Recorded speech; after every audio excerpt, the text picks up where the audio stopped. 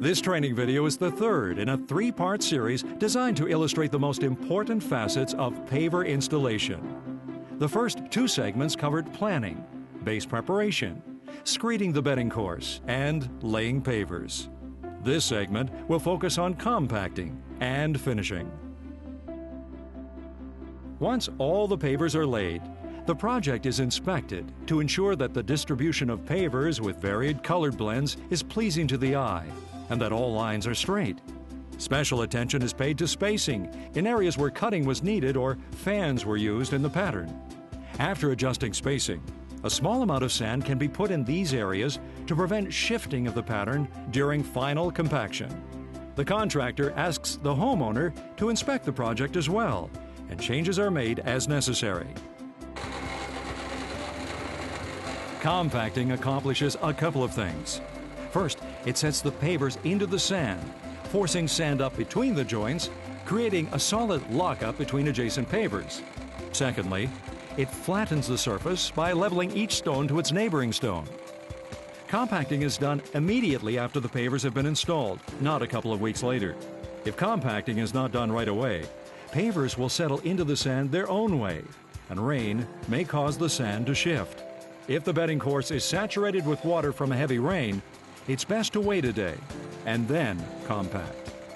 Sand is never spread on the surface prior to compacting, as this can scuff the pavers and will prevent the surface from fully flattening. For most paver surfaces, but especially Umbreano's smooth finish, a protective membrane is attached to the bottom of the compactor to prevent scuffing. Compaction is done with no sand in the joints.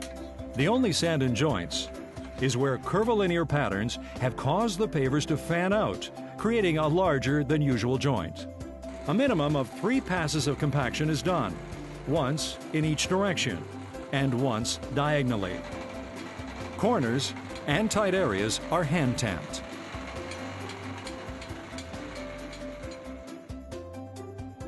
After the final compaction is complete, sand is swept into the joints to lock up the pavers. Jointing sand can also reduce joint erosion and weed growth over time. Sand can be swept in dry or made wet and grouted in, like tile grout, by using an industrial floor squeegee. The weather usually determines which method is used. Jointing sand is never left sitting on the surface for more than a day, as naturally occurring salts in the sand can sometimes stain the stone.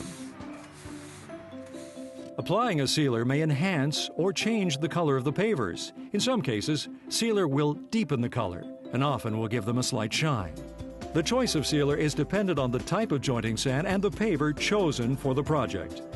More information about jointing sand and sealer choices is available at Unilock.com. Sometimes the homeowner prefers to maintain the original color, look, and feel of the pavers and chooses to forego sealer altogether. This concludes our training video series, illustrating the most important facets of paver installation. Thank you for watching. For more advanced training videos, please visit Unilock.com.